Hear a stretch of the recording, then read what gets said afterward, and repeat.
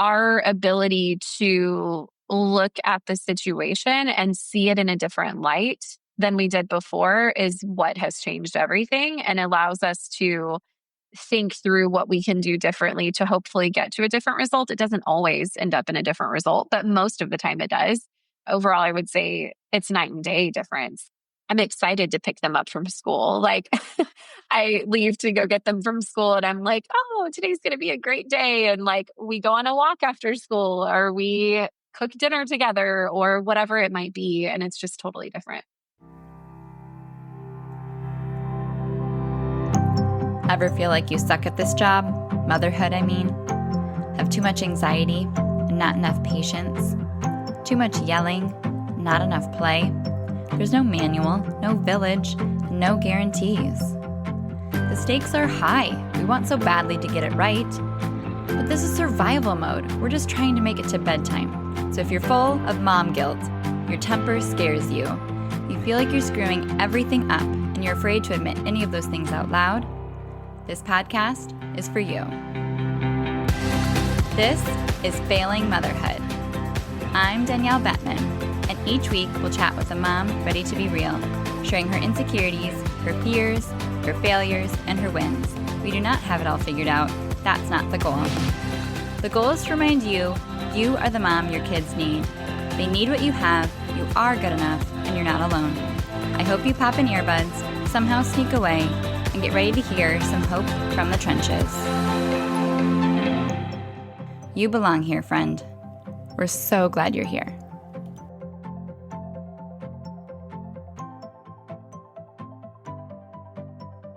Hey, it's Danielle.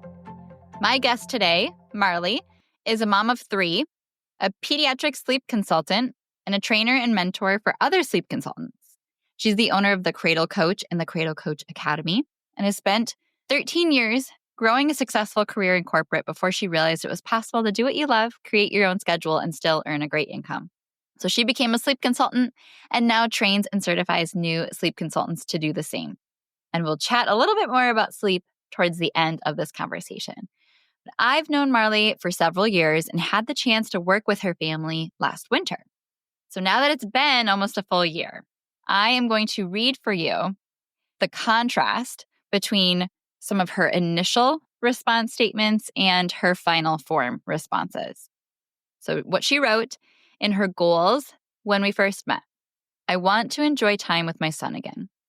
I find myself stressing out about any period of time beyond just an hour or so that we have together because I know it's going to be a disaster. I hate it. I hate who I am with him right now. And after working together, she wrote, everything is different. We have meltdowns possibly once a week, if even that. And when we do have them, they are very, very short-lived. I had a realization the other day when my son said, I hate you to me for the first time in forever, that it had been so long since I'd heard that. And he used to say that to me daily, multiple times a day. I probably hadn't heard him say it in 2 to 3 months before that happened. And even then, we moved past it fast.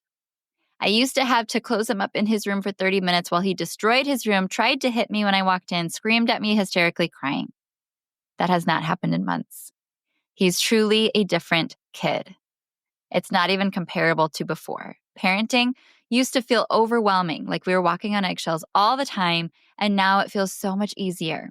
It's not easy and likely never will be, but it doesn't feel like an insurmountable hill anymore. So today, in our conversation, Marli shares very openly and honestly about her fears that she held for her son, the way she dreaded pickup, the heartbreaking effect she was realizing it was having on her other kids, the determination she felt to figure it out herself, and the guilt she felt for clearly failing him somehow. She explains what made all the difference. She explains what her and her husband needed to hear and experience, and why she now feels like they were struggling so much before, and what she would go back and tell herself now. I'm just so grateful because very rarely on the internet do you get to hear this much vulnerability. I hope if you are struggling at all at your house, you see yourself and your family in Marli's story and find hope. So let's dive in.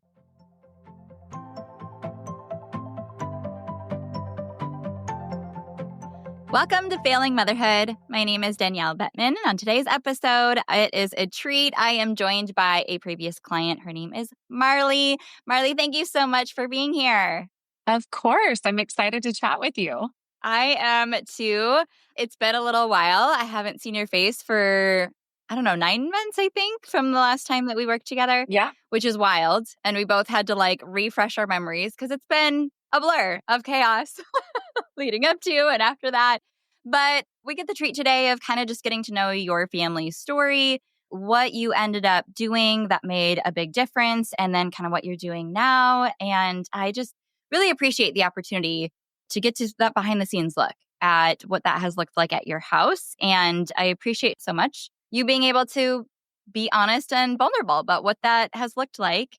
And I know it's just you, it's not your partner. We did work together as a family, and he was a little less excited about the opportunity to be on a podcast. When you're used to it, you have your own podcast. So you can speak for him if you have his permission on, some of his view of things as well, because I do think that's an important contribution. But before we get too deep, go ahead and just share quick recap. Who is in your family and how did you find me? So yes, so my husband, Colby, he and I actually chatted last night a little bit about this. He knew that I was doing this today. So he shared some of his insights and I took some notes. So I will definitely share that along the way. But yeah, so my husband, Colby, and I, and then we have 3 children. We have Lennon, who is about to be 9. We have Harrison, who just turned 7. And then we have Ella, who just turned 4. Lots going on at our house all the time. They are lots of fun, but it also can be super crazy. So just a lot of things. And how I found you. So actually, you were on my old podcast as a guest, probably 2.5 years ago, something like that. It's been a while. A while ago. So Yeah. my sleep focused podcast. So we met then. And then ever since then, I really just resonated with everything that you shared whenever you and I had that conversation. So I continued following you. And then as we progressed in our parenting journey and realized that a lot of the things that we were facing were just out of our, knowledge base and things that we didn't know how to handle. I kept coming back to you and kept listening to podcast episodes and thinking about whether it could be a good fit for us to work together. And so it was kind of a long journey getting us there. But once we decided to dive in, we were all in and it was great. Yes. No, it was definitely, there were steps along the way. And we'll kind of talk about that. But started from the top, early parenting years. First few years, where were you guys at? What was going on for you? What kind of a parent were you? Yeah. So I would say it's interesting thinking back. The first couple of years were easy. When they're babies and then they're very young toddlers, it's not the intensity or the stress that comes whenever they start talking back and whenever they start challenging you and realizing that they have the ability to push back.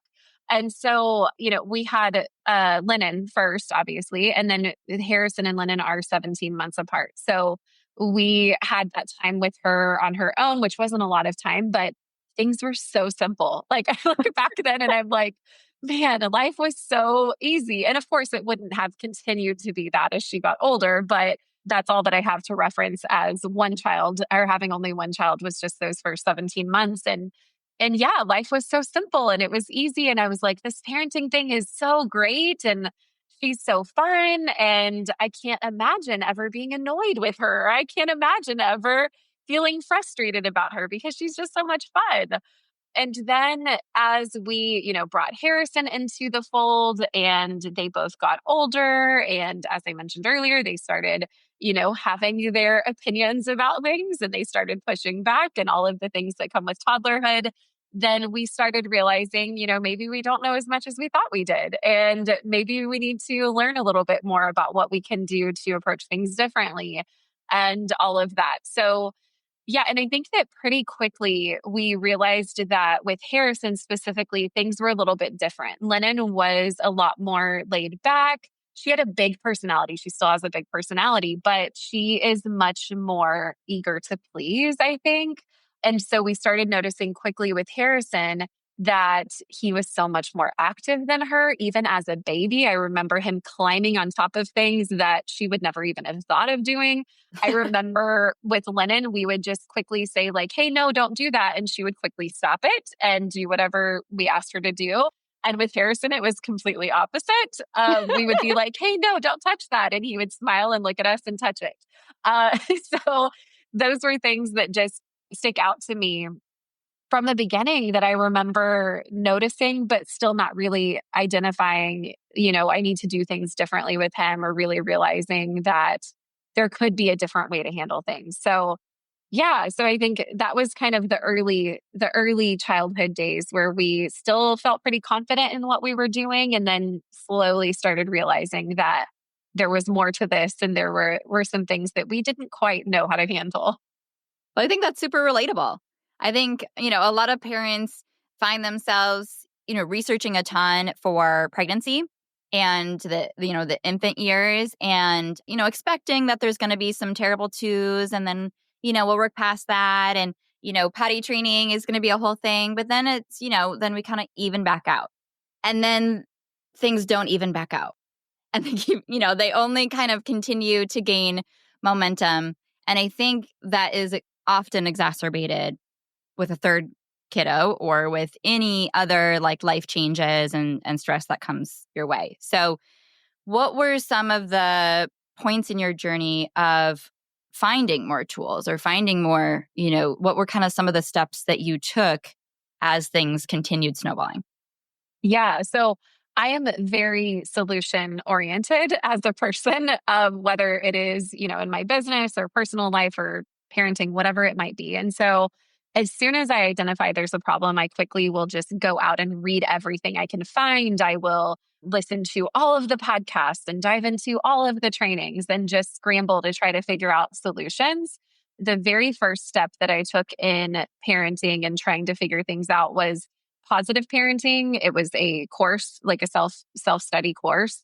And there were so many things in it that I was like, having all of these aha moments and all of these like, wow, I never thought about it that way. And that makes so much sense. And at the same time, I was starting therapy for the first time for myself. And so I was learning so much more about myself and so many things that I just hadn't thought of before. And so it was this whole journey. But now, like looking back at it, what I realized there were two biggest challenges with that was, number one, I was doing it on my own. I didn't have the courage at that point to tell Colby, like, hey, you have to do this with me or it's not going to work. And so it was more of like, I can fix everything and I can do it all. And if I'm doing it, then he'll just follow suit. He'll just do, he'll realize that it's working and he'll do whatever I'm doing. But that didn't necessarily happen. And so it would cause all of this tension in our relationship because I would be frustrated that he wasn't doing things the way that I was doing things. But at the same time, I wasn't realizing that he doesn't have the knowledge I have. He's not going through this program. He doesn't have the foundation to be able to do things differently. But of course, in the heat of the moment, you don't necessarily think through all of those things. So I was just frustrated. So that was part of it. And then I think the other piece that was missing was really just accountability and individualized support. So I was learning all of this great information. And like I said, so much of it made so much sense. And a lot of it is closely aligned to what we learned with you as well. But I didn't have anybody to talk through things with. I didn't have anyone, an expert. Like, of course, I had Colby, but he didn't know the answer either. So I didn't have anybody that I could go to and say, like, I see this situation and how this will work in that situation, but here's the actual situation I'm facing. And it's not covered anywhere in this program. And so now I don't know what to do.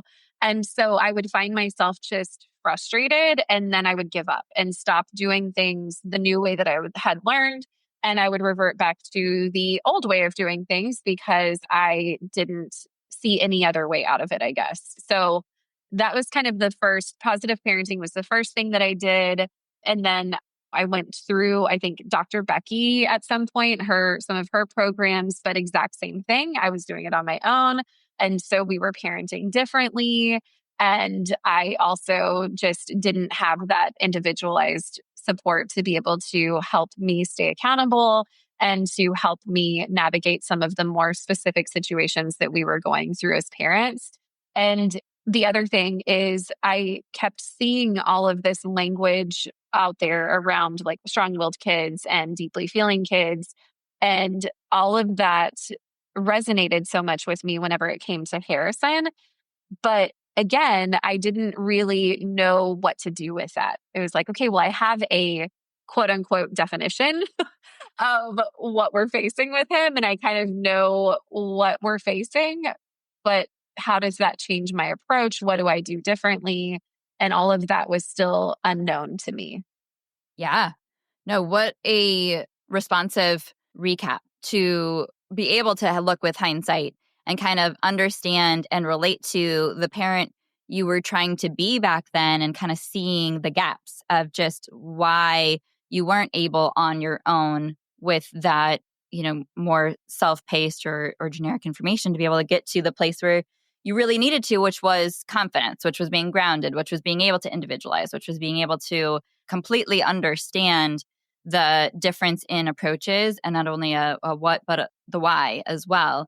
I think a lot of listeners probably find themselves there where they have access to oodles of parenting tips and hacks and, content and things, and it makes sense. And we have aha moments. And tomorrow we find ourselves reverting right back to more desperate, helpless measures that we're not proud of at the end of the day, beating ourselves up because we should know better and we know what not to do. And here we are again. Totally. So take us through a day in the life of, where you were at in the months leading up to working together. What did it look like? So it's not fun to think about because it was really tough and it was frustrating and all of those things. But, just constant meltdowns. Like we were facing every single day was a battle. And it was almost like I found myself, not almost, it was, I found myself every day dreading picking them up from school. Like I would just be like, oh, like, it's that time again. What is tonight going to bring? What is this day going to look like? And I didn't mention this in the beginning, but up until about 2 years ago, my husband and I both had really intense jobs. So, on top of the normal day to day challenges, I also had, I worked full time and I worked beyond full time. I worked all the time. And then I was also building a business with the intent of being able to leave my job, which happened, but it wasn't, during that time right before we worked together, I was still working full time. And so I would come home exhausted. And the last thing I wanted to deal with was my child screaming at me or telling me he hates me or screaming that he's a bad boy or that he just doesn't know why we love him or all of these different things that were happening. So my level of being able to handle those situations and respond appropriately was not there either because I just was at the end of my rope in all different areas of life. So it just made it that much harder. But yeah, I mean, I would say like a typical day would involve us having some sort of battle on the way home from school where it was either that I didn't bring the right snack whenever I picked him up, or he would ask me what we were having for dinner and he didn't like the answer, or whatever it might have been. And so we would already be starting the evening stressed out and frustrated. Then we would get home. He would be, most of the time, I would be cooking dinner and he would be flat on the ground, throwing a fit, screaming at the top of his lungs, telling me he hates me, telling me that he's a bad boy, and just screaming, like just complete and utter meltdown. I don't even know how to describe it, but I'm sure a lot of people listening understand exactly what I'm saying. So it would be, I'm sitting there cooking dinner. I'm trying to ignore it, doing my best to just focus on what I'm doing and ignore it. And then at some point it would snap and I would get frustrated and I would yell back, or I would pick him up and carry him to his room and shut the door. And when I left him in his room, he would destroy his room. He would be tearing off the sheets from his bed, the blanket from the bed, throwing his pillows, throwing all of his toys, kicking walls, kicking doors. And that's how our evening would progress. And so I would be there texting my husband, who usually wasn't home yet, saying, it's awful. I don't know what to do. I can't handle this anymore, that kind of thing. And then I think you and I talked about this some during the program as well. But one of the things that I really started noticing towards the end before we worked with you was our girls, because they didn't have those type of outbursts, I felt like they were overcompensating and making themselves smaller or feeling like they needed to do something to make me feel better. So I would notice a lot of, especially with at the time, my almost 9-year old, she was probably 7.5 or 7 at that time. And she, especially, I noticed it more so because, she would walk up and just be like, I love you, mom, or mom, it's okay. I'm so sorry he's acting like that, whatever else. Or sometimes she would try to step in and tell him, like, stop acting like that or stop doing that. You're hurting mom's feelings or something like that. And so I think those kind of things, seeing those kind of things on top of, already feeling the desperation and the helplessness were the things that really triggered me to say, like, we have to change something. We have to figure something else out because it's not fair for them. It's not fair for any of us, but it's especially not fair for them to suffer through all of this stress and chaos and feel like they have to somehow make it better or feel responsible for it. Yeah. No, that's heartbreaking. And you're so right. And I think that that is sometimes a good wake-up call we can use to be that extra push we needed because, we know it's not good. And we have our own, fears for that child down the road. And, we know it's not fun or super stressful. But it's still like, I believe it's going to it'll get better. Surely we're about out of this phase or season or, something will change that makes this sustainable or tolerable, or we'll just figure it out. And you don't. And then you really see siblings start to suffer as a result. And that is never your intention. It's never caused with any ill will. There's always good intentions fueling your parenting, and you just only have so much to give, and you are human yourself. So what kept you up at night? Was there anything else that, like, as you played things out over the next 5 to 10 years that you really feared? I mean, I think the biggest thing was our relationship. Like, I was so worried that Harrison and I, were never going to be able to repair, that we were constantly going to have these battles, that it was only going to get worse as he got older, and that he was going to hate us. Or, I mean, like, realistically, I had concerns about, I don't even want to say it, but I feel like I should say it. Realistically, I had concerns about, like, is this the type of behavior that leads to, like, school shootings and that leads to these, outbursts that go beyond just hurting my feelings, but go into deeper issues of, like, his mental health and his future and all of those things. And, like, those were daily thoughts for me of, like, what is this going to lead to? And if I don't, quote unquote, fix this right now, then what is it going to look like down the road? And then also, I think, like, hearing the words that he would use about himself, like I've mentioned already, he constantly, like, it was all day, every day that he would say, I'm a bad boy. And he still says it every once in a while, but it's a lot less than it was before. But, I'm a bad boy was frequent.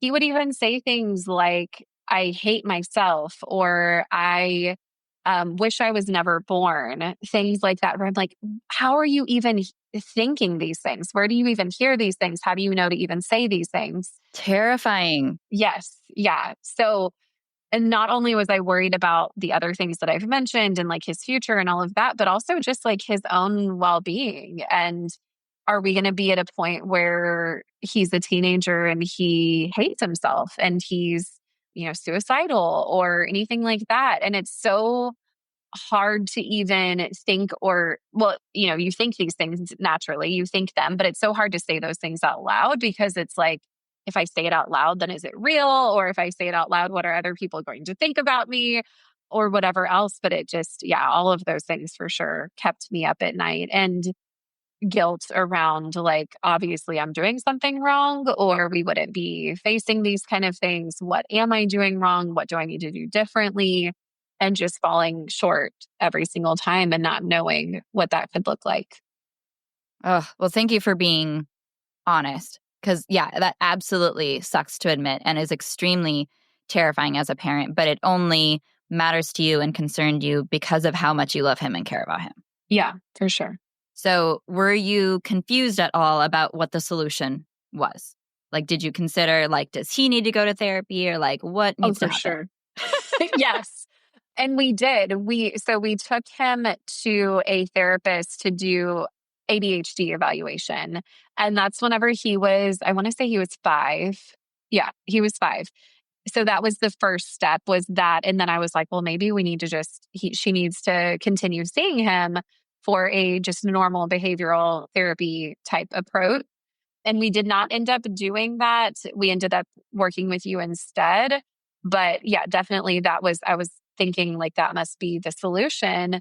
And I remember, I think it was probably in your free training Hmm. where you said something about like, we as parents that are stuck in that situation are constantly thinking about how do we need to fix them, and most of the time, the solution is like has nothing to do with them. It's about us as parents. And I remember that really stuck with me. And I realized, and you even mentioned therapy, like a lot of times parents jump to thinking that their children need therapy, when in reality, it's more about the parenting relationship and how we can do things differently to create that different result.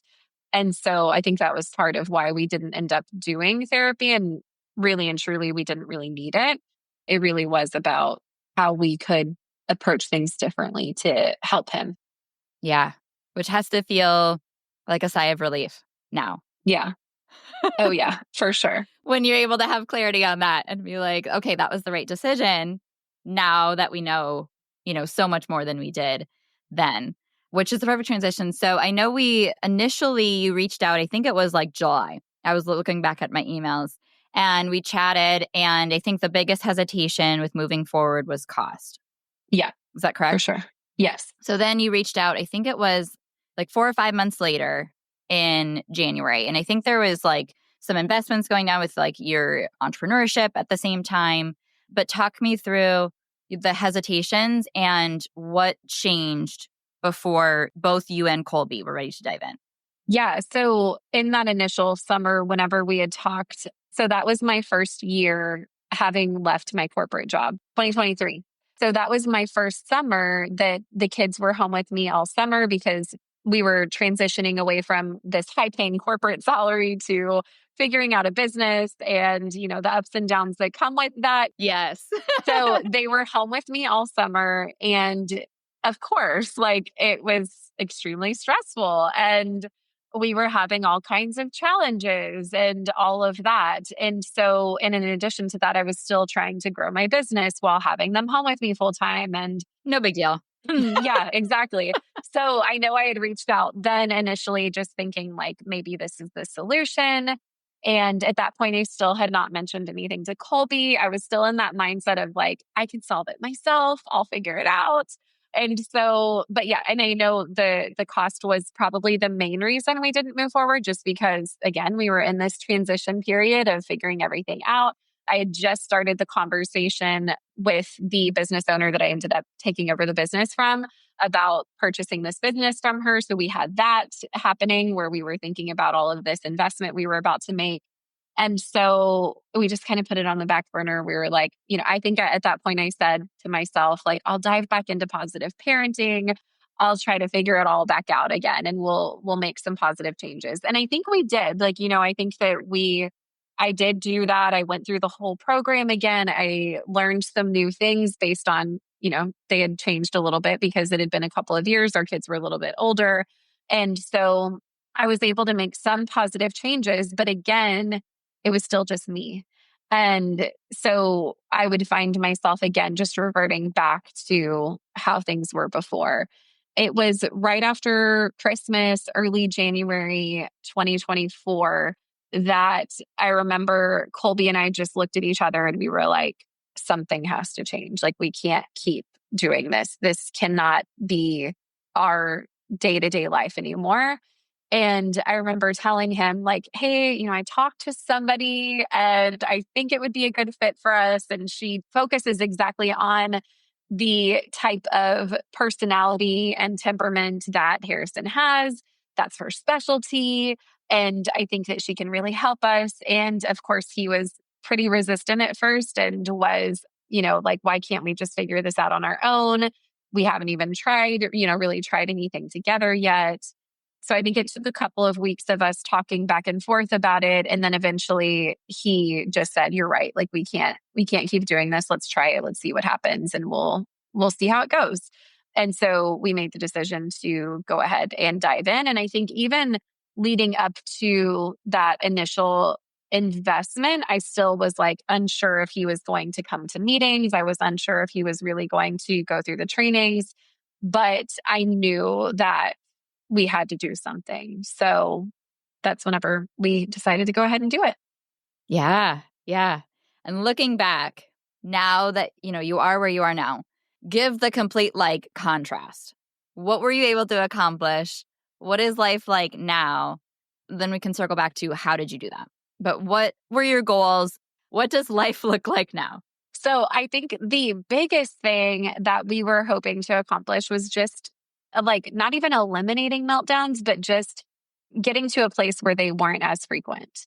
And not only that, but I think the other big thing for us was confidence. We needed to have confidence in our approach and we needed to, in order to stay consistent, we needed to have confidence. We needed to know that what we were doing had a end goal and was going to get us to where we wanted to be. So pretty quickly, within just a few weeks of being inside the program, we saw a huge reduction in those meltdowns that I mentioned earlier. And then now, which we're almost a year out, we've continued to see that. It's just really and truly, when Colby and I talk about it, we mention it all the time. We'll just be like, wow, things are so different now. But whenever we talk about it, we just say it changed everything. It really changed everything. Our day-to-day life is so much different than it was before. And, you're always going to have challenges. You're always going to have difficult days, difficult moments. There's never going to be a day that everything's just perfect.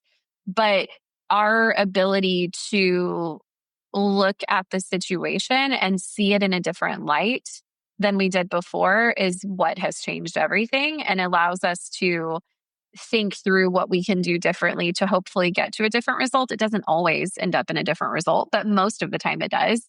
And so, yeah, overall, I would say it's night and day difference. I'm excited to pick them up from school. I leave to go get them from school and I'm like, oh, today's going to be a great day. And we go on a walk after school or we cook dinner together or whatever it might be. And it's just totally different. That's insane. Yeah, it is. I probably wouldn't believe it if I didn't see it myself. Yeah. I feel like everyone who hears a transformation like that is understandably skeptical. Yeah. Understandably skeptical. Clearly you drank the Kool-Aid or I'm paying you or something, because that's not how parenting strong-willed kids goes. There is no magic button, easy solution. So what would you tell the you from a year and a half ago is different and why that makes such a big difference? Yeah. I mean, I think it's having the tools to know how to approach things differently, but it's also so much more than that. It's also I, I think that a big thing that sticks out to me is knowing you're not alone. And we can talk more about that too, just the group setting and everything like that. But I think that that's a big part of it, just knowing that I'm not the only one that was going through this and that there's light at the end of the tunnel and all of that. But again, having the tools, knowing you're not alone, and then also just recognizing that there's a reason for the behavior. There's a reason behind whatever is happening. And the more that we can try to understand that and then change our approach based on that understanding, the better result we're going to get. And the more like compliance or whatever we want to call it, we're going to get out of that situation. Whereas in the past, it's like just barrel ahead no matter what. I need you to get your shoes on. So you need to get your shoes on. I don't care what's going on for you. I don't care what else is happening in that brain of yours. Like, we just need to get your shoes on. And now it might be like, okay, let me take a breath and recognize that he just had to stop watching TV in the middle of a show that he really likes. He didn't know that we were going to leave the house and he's frustrated. So, like, let me take a minute and take a breath and recognize that and then change my approach based on that understanding. And then it just all becomes a lot easier to navigate. Very well said. I love the way that you explained that. It's relatable. It feels feasible. That feels doable. That feels like I can wrap my mind around it.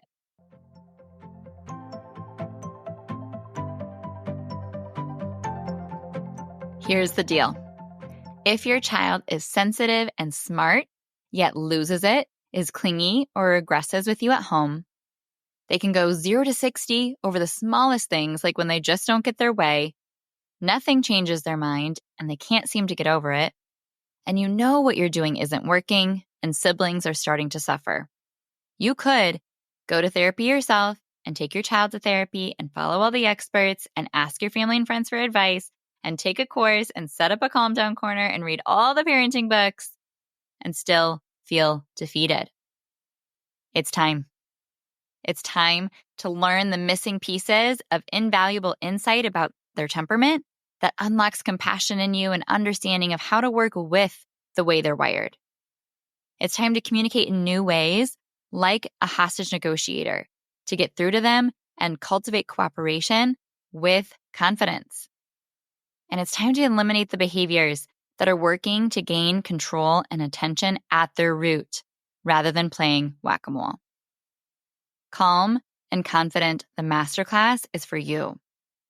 There, you will master the kind and firm approach your strong-willed child needs without crushing their spirit or walking on eggshells.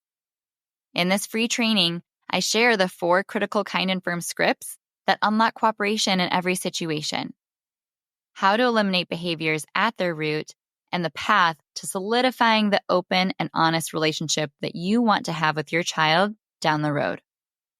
So go to parentingwholeheartedly.com/confident to access this exclusive on-demand training immediately. That's parentingwholeheartedly.com/confident. That link will be in the show notes.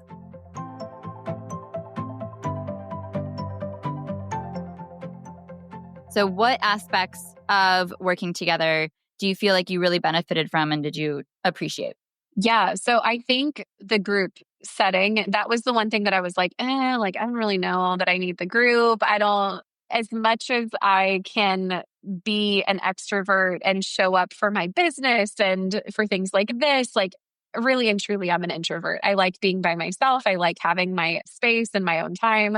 And so committing to being on those calls every week in the beginning, I was kind of like, I'll come to the first couple and then we'll see how it goes. But mostly I just want the content and the community and then we'll figure it out from there.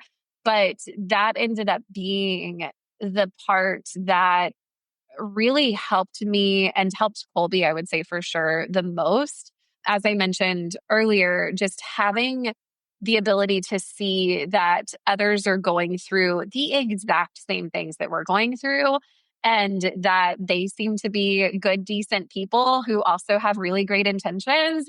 Because I think that you can build up in your head that only terrible parents are going to have the result that we're having, or only like people who are doing things horribly wrong are going to have this result that we're having. And so getting to hear others' stories, getting to hear them just sharing like, hey, this happened yesterday and this is exactly what happened to us 2 weeks ago. And knowing that, they're going through the same things and that they are also learning how to approach things differently. I think I cried like almost every single week in our meetings because I would hear transformations or I would hear somebody sharing like this happened yesterday and here's how I approached it differently than I would have before. And here's what happened because of that.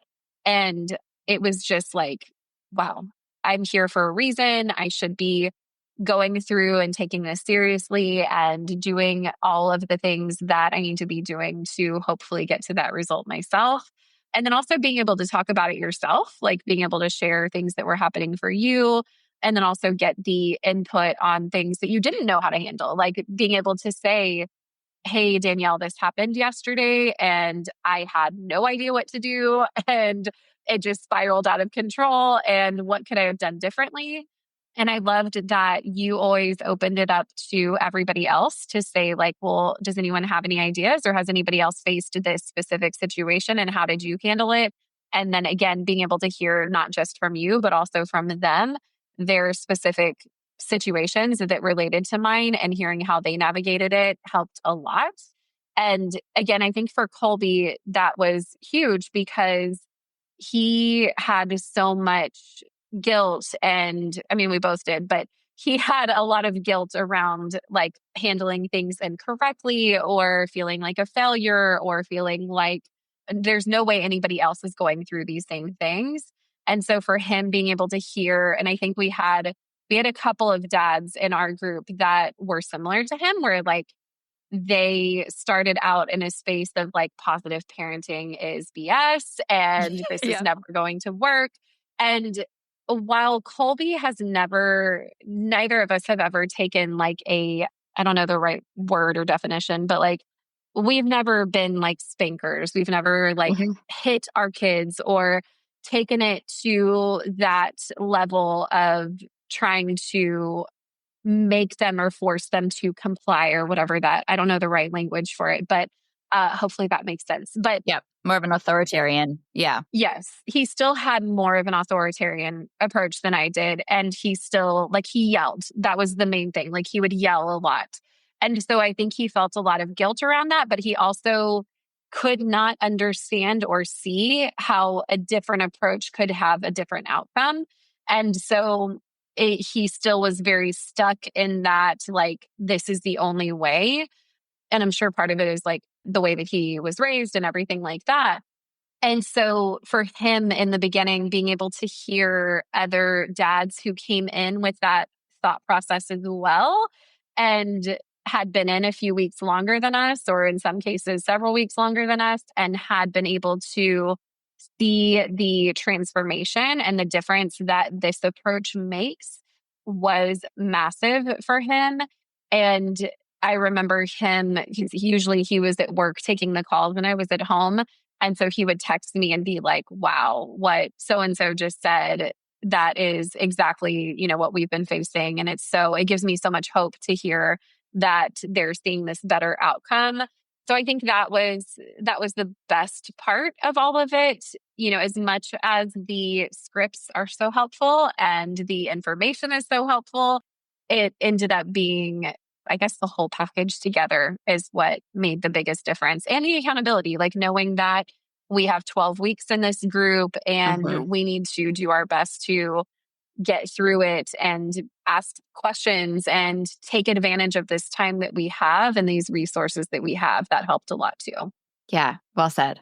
I mean, obviously I'm going to agree, but hearing it from your words means so much more. And, I was thinking of families that were in at the same time as you were saying that. And it just like brings tears to my eyes because it's just so powerful, the conversations.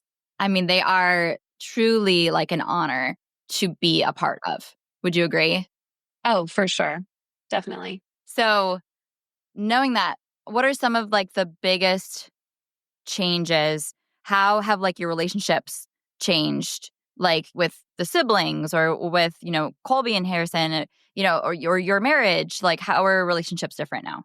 I would say all of the above are very different. Like, as I mentioned in this conversation already, nothing's perfect and nothing's ever going to be perfect. Hmm. And like, humans are humans. We all have our flaws and have our tough days and all of that. But at the end of the day, I know that I know how to get to a better place if we do get to one of those difficult times.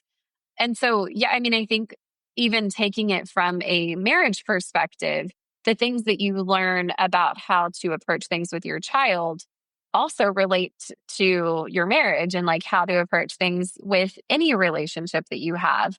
And the ability to change the outcome or change the trajectory of whatever situation is always going to benefit from having an understanding of where the other person is coming from and kind of walking yourself through, okay, what happened 5 minutes before this? What happened 20 minutes before this? What happened an hour before this?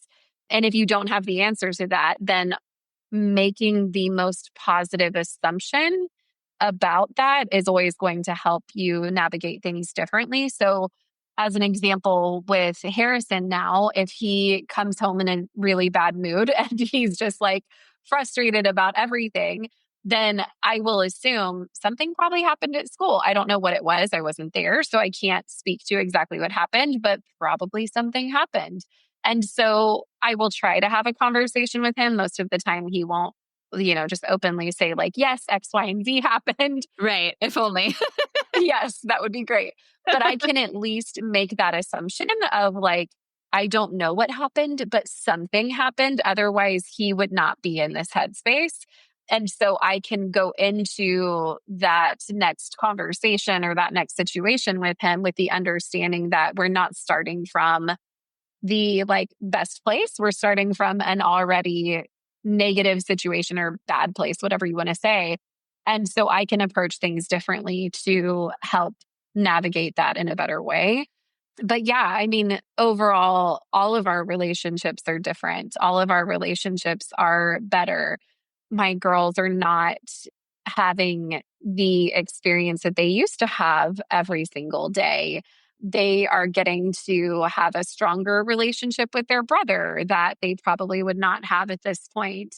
And overall, we all are getting to have stronger relationships with each other because we are better at navigating tough situations and we're better at understanding that there's more to the story than just what's right in front of our face that we can see right now. 100%. And that's so priceless. Oh, yes, for sure. And how do you feel like has Harrison's self-confidence improved, his self-esteem? Where is he at now? Yeah, I would say it has for sure. He's definitely in a better place than he was before. He still every once in a while will say, I'm a bad boy. That's his go-to line. I think it's like ingrained in him just from so many, I guess, year or two of saying it. He will still say it every once in a while, but we handle that so much differently than we used to. And so we're able to help him navigate through that. But overall, I would say his confidence is way better than it was before. And he also, I think, feels more secure in knowing that we have his back and knowing that we're here for him. And he gets so much more time with us, even like individually, because I think one of the things that you and I talked about before, whenever we initially started working with you, was you get in this vicious cycle of like, every day is a battle. So you find yourself avoiding spending time with them because you're like, well, if I just don't do that, then we're not going to have that outcome. But spending the time a lot of times is exactly what you need to get to a better place. But it's the last thing you want to do when you're like dreading it. Yes. Yes, exactly. And so now it's this combination of like, it is easier. So we want to spend the time with him, but we also know that spending the time with him helps improve things overall anyway. So all three of them get a lot more of that individualized attention and time. It just helps everything at the end of the day with all three of them. Oh, that's so good. So what would you say to a family who resonates that is kind of sitting with those same hesitations you had? I don't want to have this conversation with my partner. I can do it on my own. I can figure this out. We can figure this out. We can go back to other tools we've invested in. What would you say to them? First of all, go for it, do it, because you're going to be so much happier and you're going to have a lot less stress in your day-to-day life if you go for it and do it. But I would also say you have to, especially with the topic of like I can handle it on my own, or I don't want to have that conversation with my husband or my partner. That part to me is key because as much as I knew, like, there's two of us in this parenting relationship, as much as I knew that, I still just kept thinking, if I do enough, then it will counteract. Or if I do enough, then it'll make everything better. But in reality, you can't do all of the right things and then have it all be undone by the other parent and expect to have a consistent positive outcome. And so, really, that is something that has to be, to me, tackled right away. And if you plan on staying in this marriage, if you plan on staying in this relationship, then you have to be partners and you have to address these challenges that you're facing in your family as a team. And if you don't, then unfortunately, you're not going to have the outcome that you want to have. So I definitely think that that's like number one. Have that conversation with your partner, make sure that they understand how important this is to you. And when I say like help them understand how important this is to you, this is a conversation I have with potential sleep clients too. Help them understand your reality because of these challenges that you're having. Sometimes they don't see it all. They don't know, they don't understand, especially when you have one parent who is home more often than the other parent. They may see whatever they see when they're home. They may be frustrated too, but they don't necessarily understand the impact that all of this is having on you as a person, as a parent, as a wife, as like, when I have all of these battles all day, the last thing I want to do is sit down on the couch and hang out and have a conversation with my husband. No, like I want to go to bed or Yeah. I want to go read a book and escape from reality or whatever it might be. And so really like having that straightforward conversation and saying, this is the impact that this is having on my entire life. And you may not see all of these things that are happening before you get home, but let me break it down for you. Let me give you a play by play and help you see what this is actually doing to me. And this is why I need your help and why I want you to come on this journey with me because I can't do it without you. So I definitely like that's the biggest thing. Have that conversation, open up that dialogue and help them see why this is so important to you. It's not just a quick fix. It's not just a invest in this program and snap your fingers and everything is going to get better. You need them to be on this journey and in it 100% with you in order to see the results that you want to see. But again, overall, go for it, do it.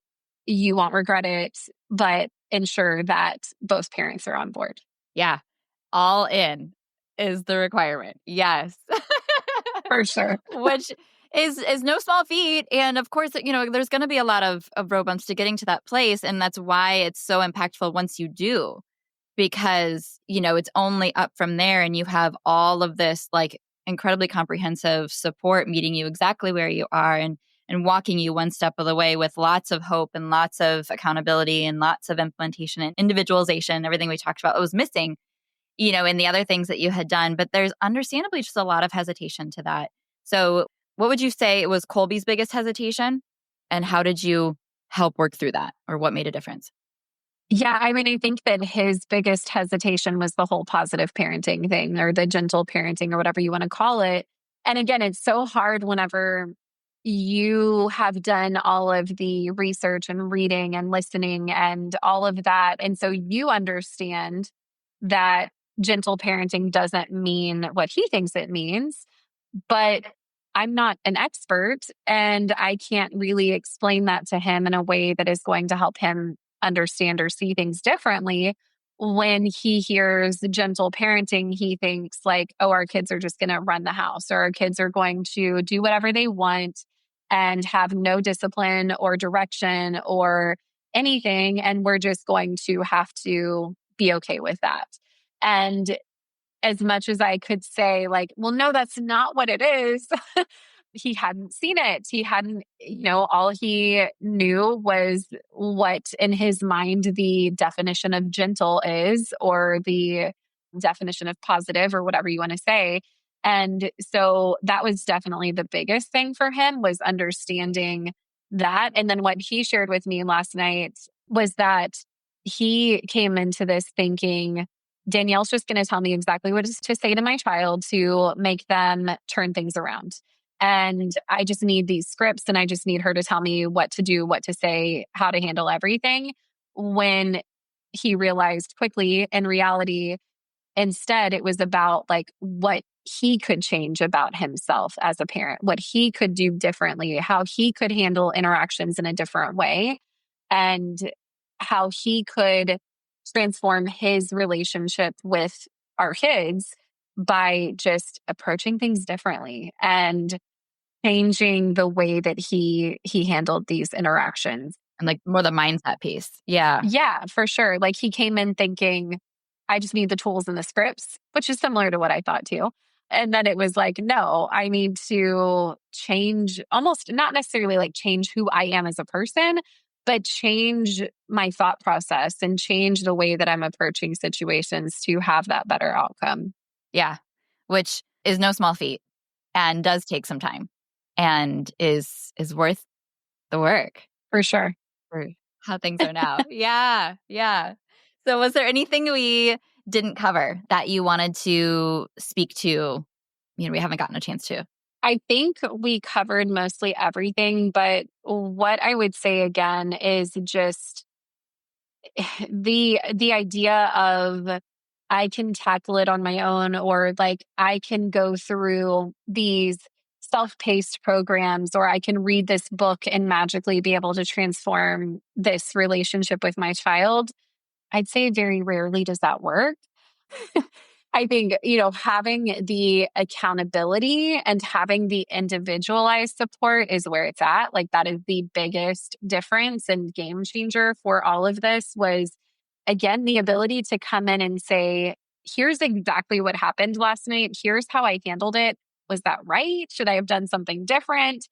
And then on top of that, being able to hear from others who were in the same situation was so huge. So, I think that it doesn't hurt having a lot of knowledge. It doesn't hurt having all of this information, and it will help to some extent, but getting that individualized support and feedback is going to be key. The last question on this topic I wanted to bring up is now that you know what you know and you didn't know what you didn't know before, what explanation would you have for why you feel like Harrison was struggling so much? I really think we were stuck in that cycle of he's hard to be around, so I don't want to be around him. And of course, we were around, like, he needs us to survive, right? Like, we were around him, but we weren't intentional with any time that we were spending with him. We were avoiding that individualized time. We were avoiding anything that we thought might lead to a meltdown. And so I think that really was a big part of it. And then I also think, like, just naturally, our kids have different personalities and have different needs and have different ways that they handle or react to things. And so I mentioned in the beginning that things were so easy when Lennon was by herself, and even whenever he was just a baby and she was a toddler, and they just have very different personalities. And so I think he also was seeing that she was getting different treatment almost than he was. She was getting more individualized attention. She was getting more probably cuddles and love and all of these things that he wanted so badly. And so that even more so took him to this place of, I'm going to do whatever I need to do to get that, even if it's negative. And so he would throw even bigger of a fit, or he would melt down even more frequently. And so it was just, again, I think it was this vicious cycle that we just had to, at some point, put a pin in it and say, we're stopping from here on out. And we're going to start things like in a new way from here on out. And that cycle breaking had to happen. Yeah, in a really big way that you have a lot of support to do, because your intentions trying to do that and hit reset only get you so far. And that's what feels so defeating, because you tried a lot of that before. Yeah. And I think one other thing that we didn't talk about is just the complexity of having 3 kids. Like, Yeah, that's real.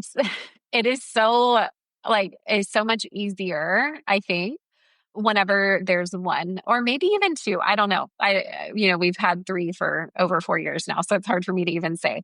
But I think that naturally adds another layer of complexity to the situation where it's not even just like, I don't want to spend time with you, but it's more of like, I don't have the time.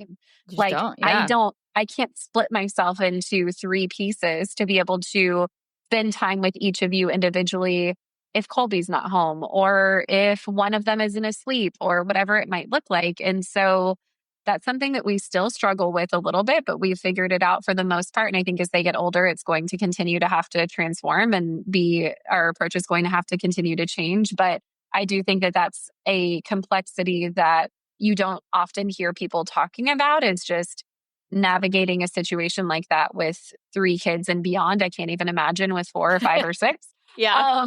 But that is just a natural challenge that comes with having multiple children is you don't want to deal with the meltdown or you don't want to deal with it, but you also don't have the time a lot of times to figure out, like to sit there and take a pause and say like, how can I approach things differently? Because you have your 4-year-old that is yelling, saying you're ready to get off the potty. And you're like, oh, but I have to finish dealing with this.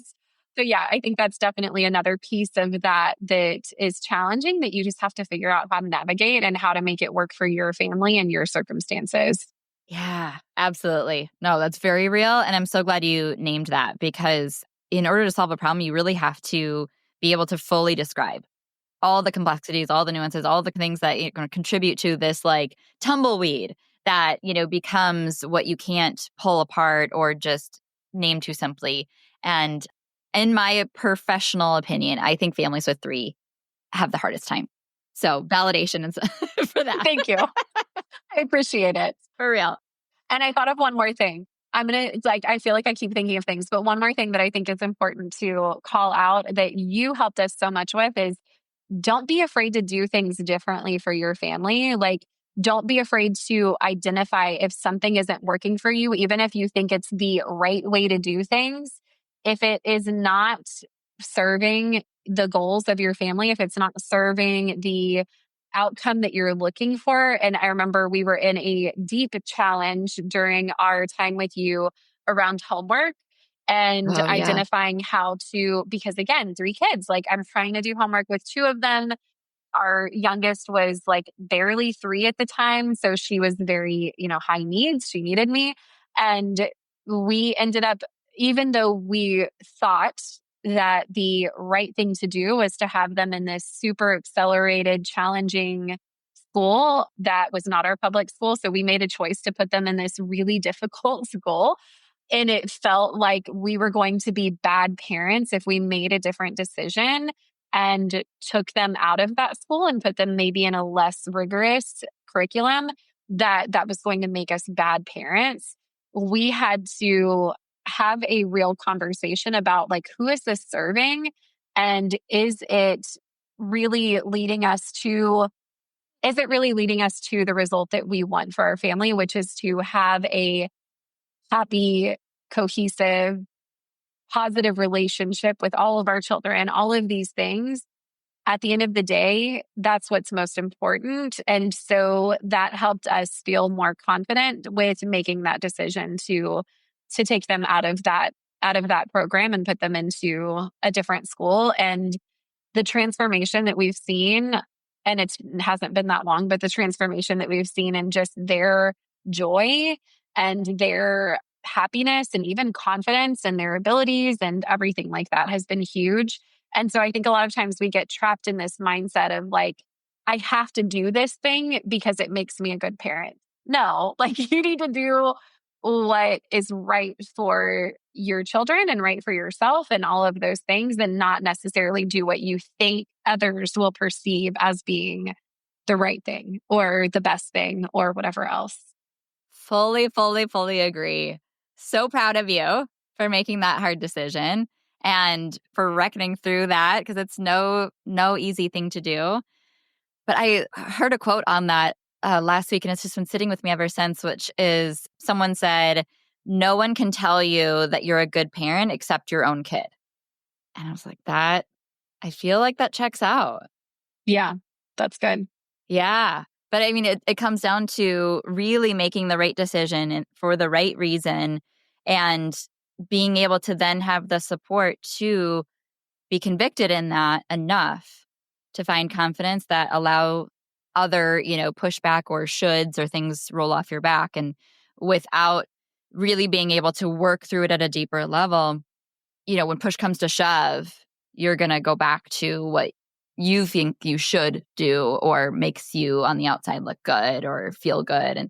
And that's not, where our gut comes from. So of course, then we're going to feel conflicted and icky about it. But thank you for, again, speaking to that too, because it's such a relatable circumstance. And I think a big part of finding your feet as a parent is making some of those hard decisions and then feeling like the effects of that was the right decision. That's, proof that really does actually build your confidence because you're like, yeah, I do know my kids and I am making, the one to make these decisions for them. So when we chatted, I always asked new families, like, how does parenting feel and how many, outbursts are we having? And then we kind of track that as we go. So let's put a bow around things. When you started the program, how did parenting feel? How many meltdowns were you having? And then, where were you at towards the end? Yeah. So I would say parenting felt impossible and it felt very confusing and defeating. I don't know. I don't know the right word, but I Mm-hmm. felt every single day defeated. I felt guilty and all of the negative words you can think of. It did not feel good. I mean, like, even to the point of questioning, like, should we be parents? Like, can we even handle this? What are we doing wrong? So, yeah, it did not feel good at all. And we were having meltdowns every single day, sometimes multiple times a day, depending on, whether he was at school or at home.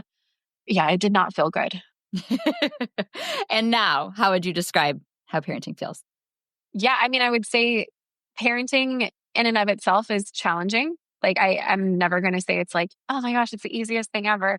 It's still challenging, but it feels doable. It feels like I know how to navigate most situations, if not the majority of situations. I would not say all because we always have things that we don't know how to handle. Keep ourselves humble. Yeah. Yes, but yeah, I mean, like it feels good because even when things are tough, I know how to get us back to a good place. And I think I mentioned this. I don't remember if I did actually, but from a meltdown perspective, we're like maybe one a week. And even at that, they are nowhere near the level that they were previously. Like it is extremely rare for us to have these major on the floor meltdown. Those are maybe once a month, if even that. But we're having some minor meltdowns, maybe once a week. So just completely different. Like I said earlier, like I don't dread picking them up from school, and that's a great thing. I don't dread having every single little interaction with Harrison because I know that it's not going to be like it was before. Yeah. Oh, that's so life-giving. Yes, for Yes. sure. I'm so glad. And I could see that future for you when I met you. And I was like, I really hope I get to see this all the way through because that's such a joy for me to get a front row seat to. It's the best. That's why I love doing what I do. So before I let you go, you are a sleep expert, and I want to make sure that you kind of share, how listeners can find your work. But you said that you love getting asked, why is sleep so important for families? Yeah. So will you give us like some sort of blurb on that? Yes. So sleep is not something we ever struggled with because I've always been obsessed with sleep. And I knew from the very beginning with all of my kids that that was something that was important to me and that was going to help them overall. Sleep is important for families on so many levels, but really because as parents, we can't be our best selves in any aspect of life if we're not getting the sleep that we need. And therefore, that translates to us not being great parents because we're not able to have the patience or the ability to see things differently or any of that because we're so exhausted that we can't even think straight. So sleep is incredibly important on so many different fronts, but really, really ties into parenting because we are just unable to be the best versions of ourselves when we're not getting sleep, and our kids are not able to be the best versions of themselves or be the healthiest versions of themselves when they're not getting the sleep that they need. And I think that so many times parents can see sleep training or just improving sleep in any sort of way or independent sleep as a negative thing or as something that they should feel guilty about wanting because they think that it's just them, wishing that they were back to pre-parenting life where they could sleep whenever they wanted to, or that they were taking something away from their children when in reality we're giving them the gift of one of the most important aspects of our entire health, which any expert on the planet, regardless of their stance on sleep training, will tell you that sleep is like the most important thing to your health. And if it's the most important thing for our health, it is also the most important thing for our children's health. So I could go on and on about this for the rest of my life, but basically sleep is incredibly important because it is important for us to be the best versions of ourselves. And then also for all of us, including our kids, to be the healthiest that we can possibly be and have a chance at fighting off illness and being able to have these positive relationships that we want. I fully support that. And again, could probably talk on this topic with you forever too. But I do think that there is kind of a chronic epidemic of overtired kids that have a hard time because they don't have everything to give in their tank. And they wake up with less and we wake up with less. And then it's just, downhill from there. So I do make a big point of supporting families with sleep while we work together as well, because you're never going to be able to make the outcomes possible that you want with behavior and your own patients if we don't address that. It's a prerequisite, 100%. So tell us about all the ways that we can connect with your work. Yeah. So the main thing that I'm focused on now is actually training new sleep consultants. So we have a sleep consultant certification program where we help women with everything that they need to become a sleep expert, to be able to transform families' lives with better sleep, and then also be able to start and run a successful business. So the Cradle Coach Academy is my sleep consultant certification program and business. We also do parent coach certification, and we also do newborn care specialist certification. So you can find us on Instagram at the Cradle Coach Academy, or you can go to thecradlecoachacademy.com. And then our sleep side of things, where we still do sleep consulting and one-on-one support with families, is the Cradle Coach. So almost the same, the Cradle Coach and the Cradle Coach Academy. And you can also find us exactly the same, Instagram at the Cradle Coach and thecradlecoach.com. I love it. Perfect. I'll have all that in the show notes. Thank you again for all your wisdom, all your honesty, vulnerability, and just being able to get to know your family and work with you. It has been such an honor, such a treat. I'm so proud of you. You should feel so proud of yourselves and continue to just sail off into the sunset with the better days that you made inevitable through your investment in your work. Just keep it up, keep going. And I can't wait to follow, your journey professionally as well. And we'll stay connected, I'm sure. Yes. Awesome. Thank you so much. We appreciate you and everything that you've done to support our family. So we couldn't have done it without you. Yay.